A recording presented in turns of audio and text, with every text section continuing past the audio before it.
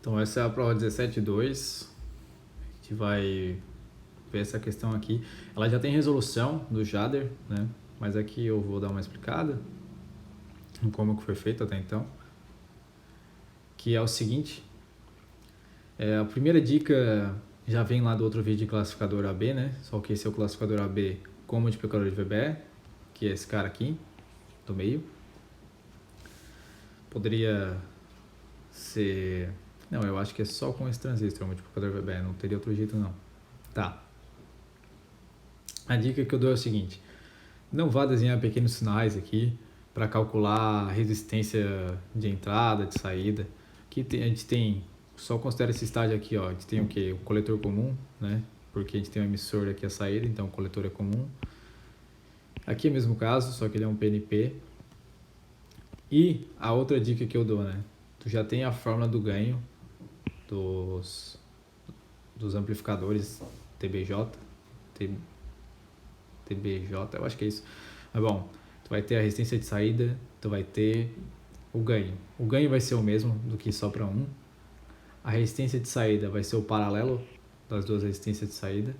A resistência de entrada vai ser o paralelo das duas resistências quando os dois estiverem conduzindo, né? Então depende, e eu já vou explicar mais na frente por que depende da situação, tá? E o que mais? A outra dica é, em análise AC, a gente vai considerar esse resistor R2, esse resistor R1 e esse transistor como uma fonte de tensão. Para quê? Aí na análise AC a gente considera isso aqui um curto, né? Se fosse uma fonte de tensão, seria um curto entre esses dois pontos aqui. Então anularia isso aqui tudo. Só lembrando que quando você tem o R1, você está considerando daqui para cá, né? Em cada um. Então, no final da conta, para ter a resistência de entrada à vista desse ponto, tem que lembrar que se a gente tem um curto aqui nesse ponto aqui, a gente depois vai ter o R1, visto que é o paralelo desses dois R1, né? E em paralelo com o R3, em paralelo com o R4. Porque isso aqui seria os resistores de base, digamos assim, que na forma do coletor comum, pelo menos a minha, não está anotado. Então tá. Vamos para a questão A. Projetar o circuito linear da figura 1, né, tendo como condição quiescente, a corrente quiescente, corrente DC, né, que a gente tem normalmente ali só de polarização, 5 mA para o QN, né, e para o QP. Esse aqui, essa corrente quiescente. E aí a gente tem mais o 3 mA que ele deu aqui para esse Q1 aqui. E uma condição de V0 máximo de 5 volts, né? Então aqui essa tensão máxima vai ser 5 volts aqui, a gente tem durante a oscilação AC. Esse é um amplificador AB com uma fonte polar, né? O que eu quero dizer com isso? A gente tem mais VCC e menos VCC. Então aqui no meio a gente vai ter 0 volts, né? Numa condição ideal a gente vai ter 0 volts aqui. Então a gente não vai ter tensão indo para cá, ó, passando pela carga. A gente vai ter sim uma corrente passando aqui, mas toda a corrente que é fornecida por QN é absorvida por QP. Com base no sinal que a gente tem aqui se alterando, a gente vai ter mais corrente fluindo de QN e menos de QP. Aí essa corrente excedente que o QP não absorve, vai para a carga. E o contrário também acontece. Se eu tenho um ciclo negativo aqui, eu polarizo mais esse QP e polarizo menos esse QN. Então essa corrente que o QN vai entregar menos e o QP também vai querer puxar mais corrente, ela vai vir nessa direção, né? Porque já é a direção da corrente do QP. E aí ela vai vir assim, ó. Em condições extremas, a gente vai acontecer o quê? Condições extremas de sinal positivo. A fonte vai fornecer toda a corrente para cá e esse QP vai estar cortado, então não vai absorver nada de parte dessa corrente. E o contrário também ocorre, quando eu tenho o máximo assim, do semiciclo negativo, então eu tenho só QP conduzindo, então essa corrente que flui aqui, ó, só o QP está, digamos assim, trabalhando, aqui está em corte, então essa corrente só faz isso aqui, ó, não tem corrente vindo aqui para somar aqui com QP, né? De qualquer forma, toda corrente que vem quando for nessa direção vai ser culpa do QP. Bom, eu vou explicar a análise DC do multiplicador VBE, porque eu achei necessário, ela é mais complicada do que eu lembrava, e é importante ter alguns insights, né? Então, primeiramente, o mais importante é pegar esses valores quiescentes aqui, que ele já deu, e ir calculando as correntes IB e C ali, desenhando no gráfico e tal. Por quê? Porque através dessas correntes de saturação aqui dadas, o que a gente vai ter? A gente vai calcular os VBS quiescentes. Tá, mas para que eu vou calcular os VBS quiescentes? Porque é o seguinte, você vai precisar calcular esses 4 resistores. Então, inicialmente, para calcular esses 2 resistores, tu vai precisar dos VBS, dos transistores, para tu ter essa tensão aqui, ó, VBB, que é nada mais do que o VBE do QP com o VBE do QN. Não serão iguais porque as correntes de saturação deles são diferentes, apesar das correntes IC serem iguais. Então, através da fórmula, né, que é VBE igual a VT, ln de C sobre IS, IS é a corrente de saturação, a gente acha o VBE quiescente do QN, do QP e do Q1. Ele deu as correntes C dos 3, né, então facinho achar, beleza, e deu as correntes de saturação, né. Tá, através da corrente de C, a gente também, só dividindo pelo beta de cada um, né, acha os IBs aqui, caso precise. Tá, então temos aqui. Agora o que a gente quer fazer? A gente quer achar resistores R2 e R1, primeiro passo. Ele deu que essa corrente era 3 mA, só lembrando, né, de Q1. Uma corrente que não se altera, a gente considera. Uma corrente que não vai mudar nunca. Por isso que depois lá na análise AC a gente considera isso aqui uma fonte de tensão. Tá. Aí é o seguinte. Para ter VBP, eu tenho esses 2 VBS que eu já encontrei, então eu só somo.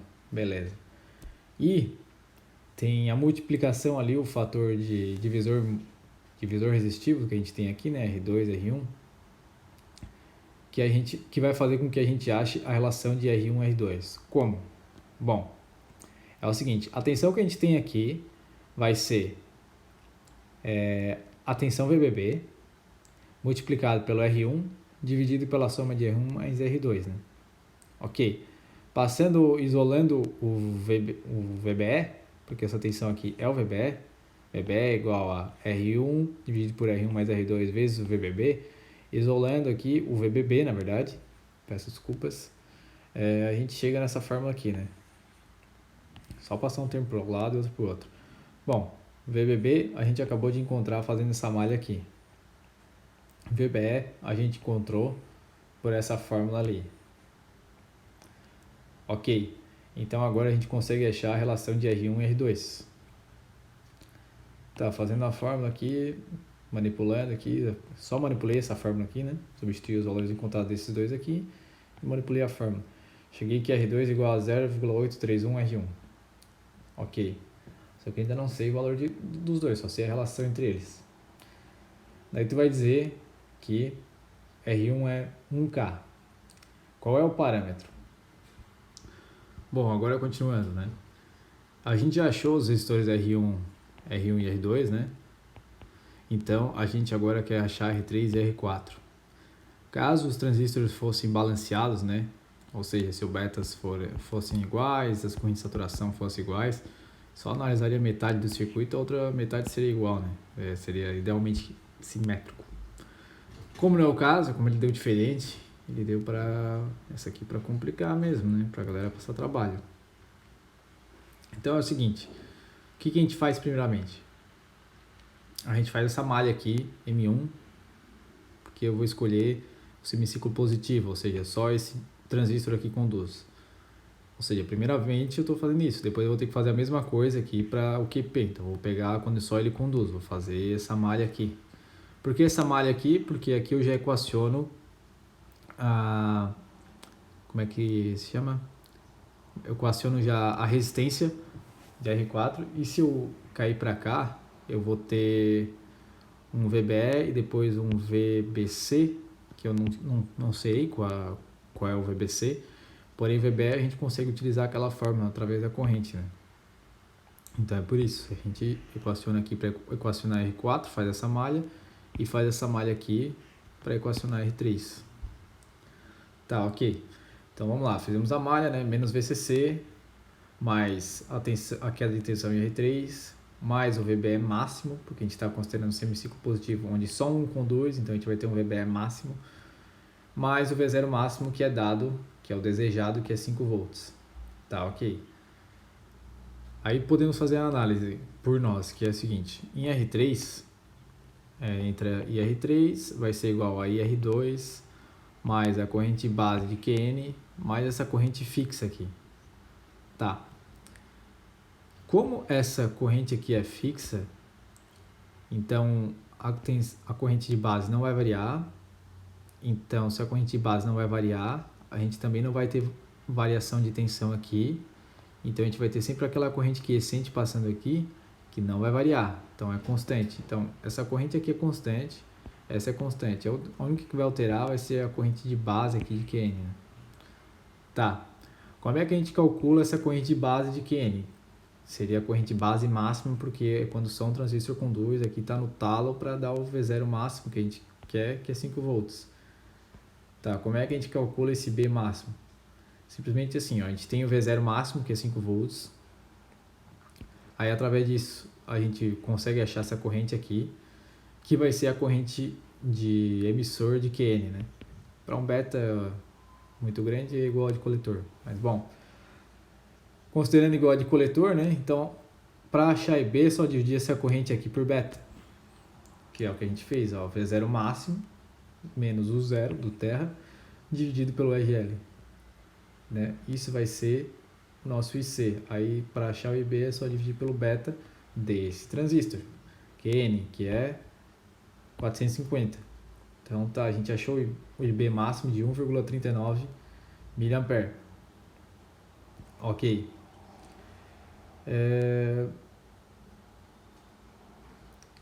Fazendo a equação essa mesma equação fazendo aqui, né? Somando, que essa IR2 a gente considera constante, C de Q1 a gente considera constante, e o IB máximo a gente encontrou agora, a gente chega que o IR3 máximo é 5,03 mA. Ok. A corrente IR2, como é que foi encontrada, né? Esqueci de falar isso. É o seguinte, se tu vai ter um VBE constante aqui, que está considerando essa corrente aqui que ele deu, é dada como constante, e a gente considera nesse cálculo como constante mesmo, porque vai variar pouco, é isso que quer dizer na prática, vai variar pouco. Então a gente vai ter esse VBE mais ou menos constante, né? Bem estável, digamos assim. Tendo esse VBE mais constante, analise que esse ponto é o B e esse ponto aqui de baixo, embaixo do resistor, é o E. Então o VBE é mais ou menos constante, a gente vai ter a nossa diferença de tensão entre esses dois pontos aqui, nesse ponto. Nesse ponto. Tendo essa diferença de tensão, tendo R1, que a gente arbitrou lá antes para depois achar R2, né? A gente tem R1, a gente sabe essa corrente. Tá, sabendo essa corrente para um beta muito alto, a gente considera que ela é exatamente igual a essa corrente, a gente despreza o IB. Tá, beleza. Então, através disso, a gente já tem essa corrente aqui, que a gente achou através disso, através desse VBE aqui. Já temos essa corrente aqui constante e já temos o IB máximo que tiramos do IC máximo aqui. Beleza, então a gente tem o IR3 máximo. Ok, se a gente tem o IR3 máximo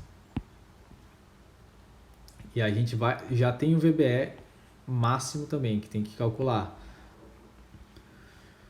Beleza, aí temos essa corrente aqui. Encontrada essa corrente R3, a gente precisa saber o que? A queda de tensão entre esses dois pontos. Só que a gente não sabe essa tensão aqui. Como é que a gente vai saber? A gente vai ter essa tensão aqui, essa tensão nesse ponto que a gente está considerando máximo, né? Que é o quando tem o V0 máximo. Vai ser o que? O V0 máximo, que é os 5 volts, que a gente já considera, mais o VBE máximo. Tá, como é que a gente calcula o VBE máximo? A gente simplesmente pega o IC máximo, que a gente calculou entre essa diferença de potencial dividido pelo RL, né? Coloca na fórmula do VBE, aqui temos o IC, temos o IS do QN, né? Colocando nessa fórmula a gente tem o VBE máximo. VBE máximo mais o V0 máximo, a gente vai ter a tensão nesse ponto aqui.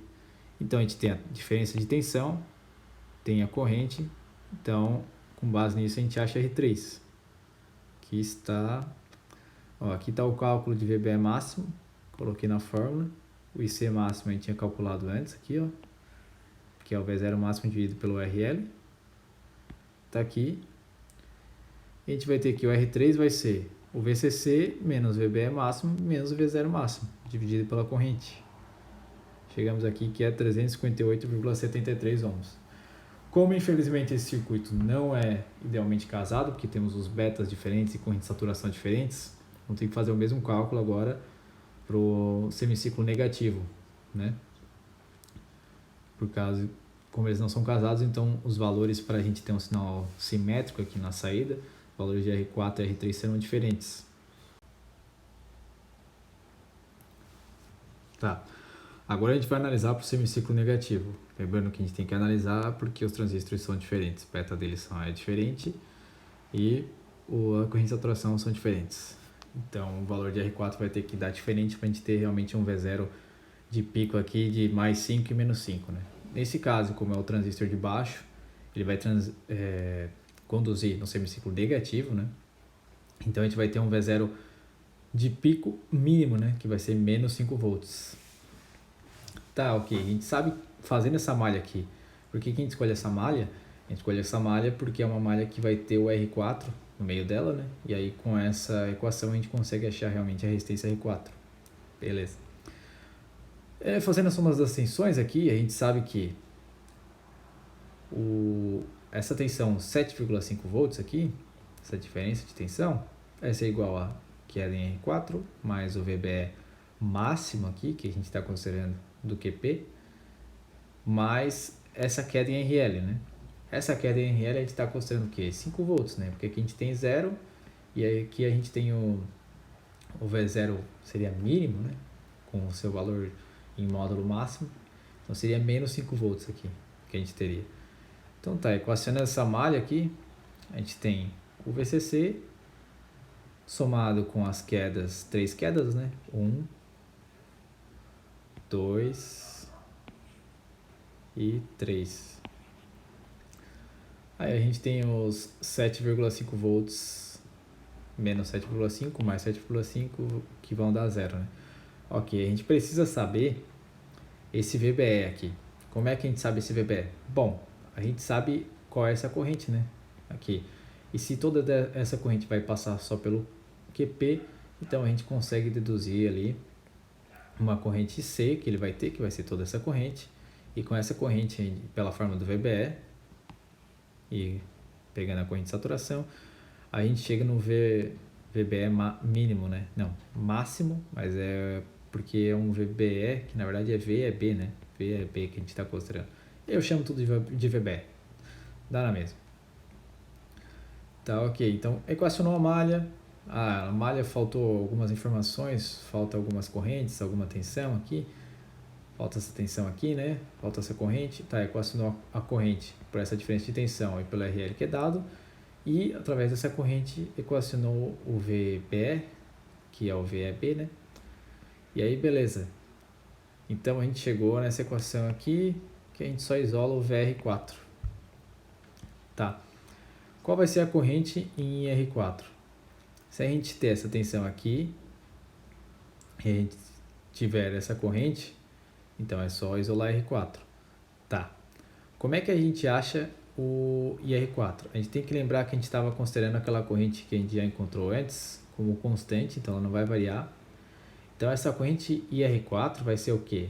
Essa corrente constante que a gente já tinha, mais essa corrente do Q1 constante que a gente também já tem, e mais essa corrente de base aqui, máxima de QP, que acabamos de encontrar através do IC máximo, é só dividir pelo beta, né? O beta de QP é 300 nesse caso, antes era o beta de QN, era 450. Então o que? A gente tem as três correntes entrando aqui no nó, Então, é igual essa corrente saindo. Então, a gente acha essa corrente saindo desta forma. Fazendo isso que eu falei, né? Tudo isso, tá aqui, eu vou botar o PDF, tem que lembrar. Chegamos em R4 máximo de 5,72 mA, ok? Então, assim a gente já tem a queda, a gente já tem a corrente, é só isolar o R para achar o R4 mínimo, né? Aqui é mínimo, só perdão. Por que mínimo? Porque se a gente diminuir mais que isso, a gente vai acabar tendo uma corrente maior, né? Tendo uma corrente maior, a gente vai ter uma maior queda em RL, então a gente vai ter uma tensão menor que menos 5 volts, não é o desejado. Isso aqui é mínimo.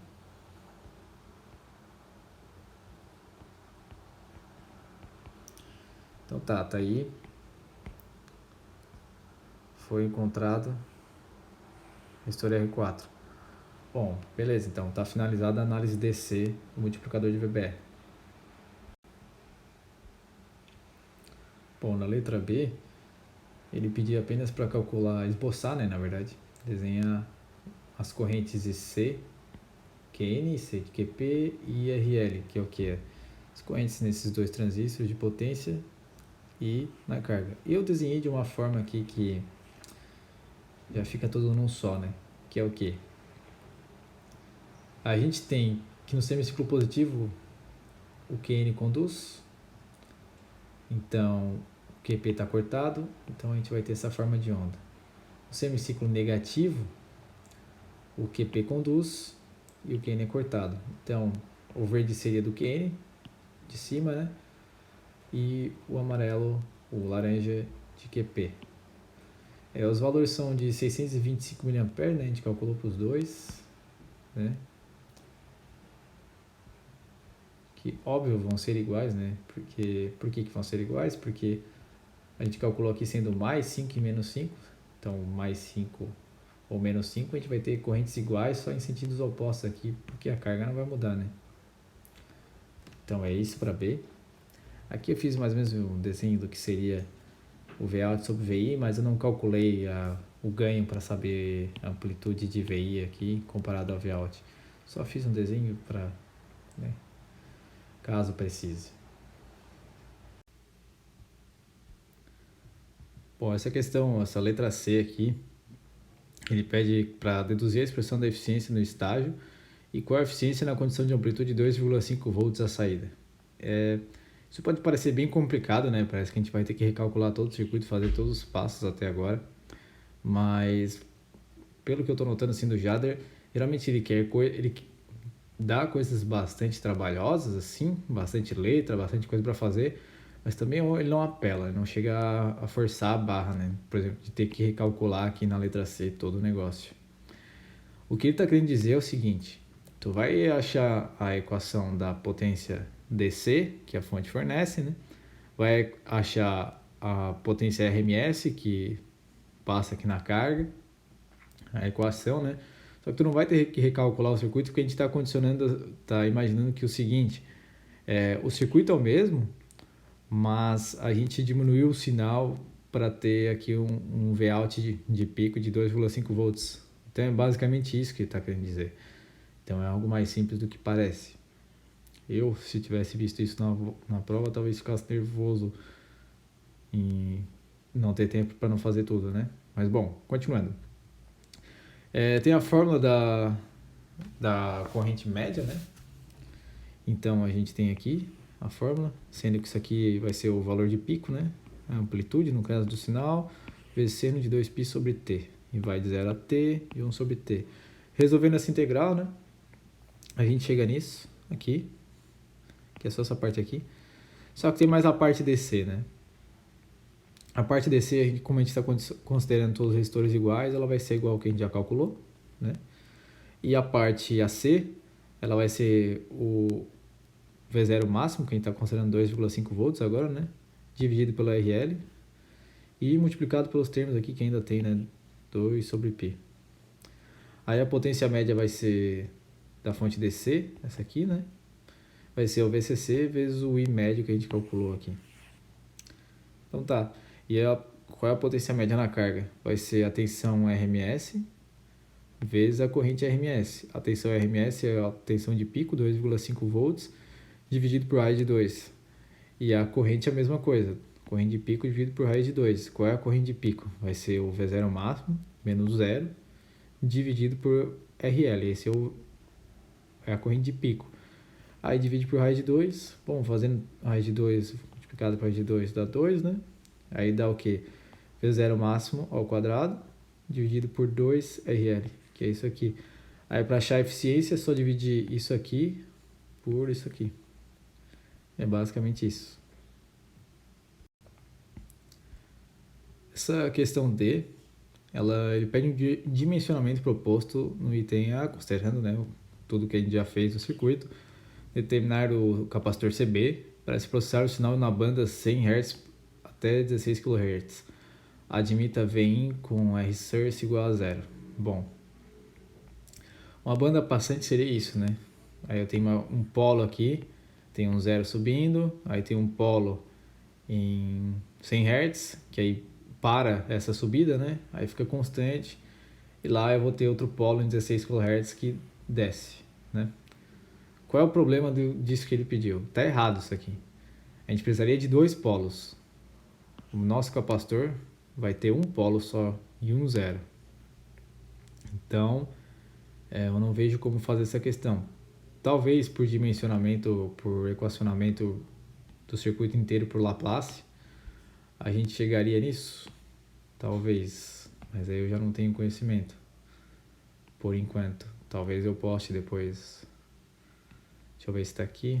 Resposta em frequência e amplificadores. Talvez aqui nesses slides do Jader a gente encontre alguma coisa, né? Através do CPI, CMI. Só que ele não deu CPI, CMI, então eu realmente não vejo como resolver essa equação. Bom, pensando só na frequência de corte inferior, né, que nós temos aqui é um passa-altas, ou seja, ele vai ter um 0 e um polo na frequência, um 0 começando na frequência 0 e um polo em 100 Hz. Então a gente calcula isso pelo teorema das constantes, né? Então, se o CB está aqui, qual é a resistência equivalente vista por ele? Vai ser da fonte, que a princípio não está como nada, né? 0, mais o R visto daqui, né? Aí o R tem aquela dica que considera isso aqui uma fonte de tensão. Então, em AC a gente vai considerar um curto. E aí depois a gente equaciona, pega para a equação, isso aqui é um coletor comum, né? O coletor está aqui, seria no terra C, né? Então acha a equação, aí lembrando que tem esse RB de cada um, aí tu vai fazer o quê? O Rin, já pega da equação do coletor comum desse QN, aí paralelo com esse R3, tudo isso vai ser paralelo com o Rin do QP, vai ser igual do QN, né? Se eles forem iguais. E paralelo com o R4. Isso vai ser o Rin, o R equivalente visto pelo CB. Aí dá para usar o teorema das constantes, né? Aqui eu fiz uma análise fazendo realmente o desenho e tal, mas não precisaria, só pegar na fórmula. E bom, pelo teorema das constantes, isolando C, a gente chega que C vai dar 20,17 microfarads. Deixa eu ver se tinha mais alguma questão. Eu creio que não, essas aqui foram outras tentativas, e é isso. Opa, tô gravando esse vídeo aqui porque eu tinha esquecido de falar um detalhe, que é o seguinte. Para a gente determinar, vamos supor que a gente tivesse outro capacitor aqui, né? Mas para a gente determinar um sinal de banda de 100 Hz a 16 kHz, então o máximo que a gente pode ter seria 16 kHz e o mínimo 100 Hz, ok? Então, analisando pelo teorema das constantes de tempo, que é essa forma aqui, de que modo a gente tem uma resistência máxima que a nossa frequência é mínima. Concorda que aumentando a resistência equivalente, a gente diminui a resistência. Então, se a gente tiver uma resistência máxima, essa é a frequência mínima que a gente chega. Se a gente tiver uma resistência mínima, a gente vai ter uma frequência máxima. Então, quando é que a gente vai ter uma resistência máxima para ter a frequência mínima em 100 Hz. Porque se o mínimo é 100 Hz, ela pode subir acima disso, então não tem problema, porque o 100 é o nosso mínimo mesmo que a gente quer. Então, quando é que a gente vai ter essa resistência máxima? A resistência máxima vai ser quando a gente considerar apenas um dos transistores conduzindo. Por quê? Porque a resistência de ambos é igual, né? Considerar a resistência desse aqui e desse aqui, a gente iria fazer o paralelo, né? E lembrando que dividindo essa carga em dois, seria 2RL para um lado, 2RL para o outro. Então, se a gente faz o paralelo de duas resistências iguais, o paralelo vai dar metade dessa resistência. Então, a gente teria uma resistência menor. Tendo uma resistência menor, a gente ia ter uma frequência maior. Não é isso que a gente quer. Para considerar a nossa resistência máxima, para realmente chegar na nossa frequência mínima, a gente tem que considerar a maior resistência. Então, não seria o paralelo dos dois. Então, é quando apenas um dos transistores conduz. Quando apenas um dos transistores conduz, a gente vai ignorar essa parcela aqui, ó. Ó, temos aqui a parte de baixo e a parte de cima, né? Só que esses dois aqui, ó, são os RBs, digamos assim. São os resistores na base. Eles, independente de um transistor ou outro estar conduzindo, eles vão estar ali. Então, a gente não pode ignorar. Então, R4 paralelo com R3, a gente ainda tem. Considerando só um dos transistores conduzindo, aí a gente tem que ver a parcela referente só aos amplificadores, né? Que são essas duas parcelas aqui. Então, a gente consideraria só uma, né? Como os transistores, se os transistores forem iguais, tanto faz. Se os transistores forem diferentes, a gente tem que considerar qual é o maior deles, né? Quem tem o RNzinho maior, quem tem o beta maior, entendeu? Nesse caso aqui, o beta maior vem do QN. Então, quem que a gente consideraria aqui para ter a maior resistência possível? Esses aqui a gente não muda, R3 paralelo com R4, paralelo com o quê? Com beta N, RNzinho mais 2RL, porque esse beta é o maior. Então, assim a gente teria a resistência máxima e chegaria na nossa frequência mínima. Então, a nossa necessidade de ter os 100 Hz como frequência mínima de banda passante, ele não ia ser violado, entendeu? O circuito ia oscilar enquanto tivesse um ou dois transistores conduzindo, mas sempre para uma banda entre maior e até chegando no mínimo até 100 Hz. Agora, se eu considerasse essa análise com outros capacitores, aí a gente podia acabar passando, né, nessa banda passante, chegando, sei lá, 80 Hz, 90 Hz, o que não é o desejado. Bom, eu não estou lembrado se eu fiz, inclusive acho que aqui eu não fiz, eu considerei tudo, porque isso eu fiz, essa prova eu tinha feito há um tempo já, e eu vi isso depois no atendimento do Jader, ele falou. Então, na verdade, essa capacitância está errada, e não que ela está errada, né? Ela está errada para essa condição de 100 Hz que a gente quer como frequência mínima mesmo da banda passante. Então, a gente não teria esse valor de resistência equivalente para essa condição, e aí teria outra capacitância.